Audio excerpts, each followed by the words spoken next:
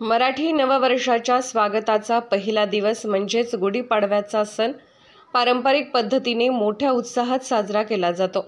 दारोदारी उभारण्यात आलेल्या गुढ्या, रांगोळीची आकर्षक सजावट आणि परिचितांना दिल्या जाणाऱ्या नववर्षाच्या शुभेच्छांची दिवसभर रेलचेल पाहायला मिळते।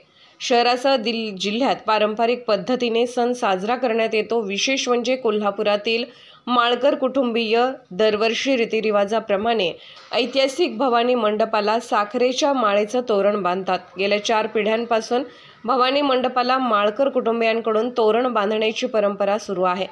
कोल्हापूर संस्थानचे तत्कालीन छत्रपती राजाराम महाराज कन्यारत्न झालं तेव्हा आनंदोत्सव म्हणून रामचंद्र माळकर यांनी विशिष्ट साच्यातील साखरेची माळ बनवली। 25 फुटांची असणारी ही साखरेची माळ त्यावेळी राजवाड्याचे प्रवेशद्वार असणाऱ्या भवानी मंडपाला तोरण म्हणून बांधण्यात आली होती। आज सगळ्यात माळकर कुटुंबियांच्या 4थ्या पिढीकडून अखंडपणे सुरू आहे।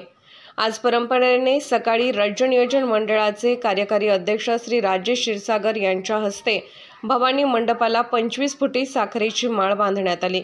यावेळी माळकर कुटुंबातील निखिल माळकर, सागर माळकर, शंतनू माळकर, प्रणव नागवेकर, माजी नगरसेवक ईश्वर परमार, शिवसेना उपजिल्हाप्रमुख किशोर घाडगे, नियोजन समिती सदस्य अंकुश निपाणीकर, अनुसूचित जाती जमाती जिल्हाप्रमुख निलेश हंकारे, महेश गायकवाड, उमेश रेडेकर, विनायक गवळी आदी उपस्थित होते।